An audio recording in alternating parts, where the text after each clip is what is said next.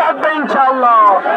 আমরা আবারও বাংলাদেশ জামাত ইসলামের পক্ষ থেকে, ডক্টর শফিকুর রহমানের পক্ষ থেকে তাকে অভিনন্দন জানাচ্ছি এবং আগামী দিনের দেশ গড়ার কাজে আমরা ছাত্র জনতার ইনশাআল্লাহ এই শহীদদের আমরা কখনো ভুলব না।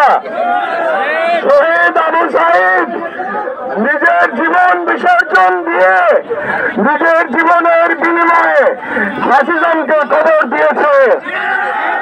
এক সময় বাংলাদেশের যে তরুণ কিউবার বিপ্লবের নায়ক চে গুয়েভারাকে বিপ্লবের প্রতীক হিসেবে বিবেচনা করত সেই বাংলাদেশের তরুণ এখন আবু সাঈদকে তাদের আদর্শ হিসেবে জানে।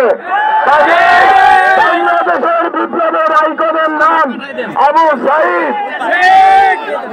আবু সাঈদের সেই দুই হাত প্রসারিত করে ফ্যাসিবাদের পুলিশের উদ্ধত রাইফেলের সামনে উদ্ভাসিত মুখে দাঁড়িয়ে থেকে শাহাদাত বরণ করা বাংলাদেশের জনগণকে যুগের পর যুগ অনুপ্রেরণা দেবে ইনশাআল্লাহ।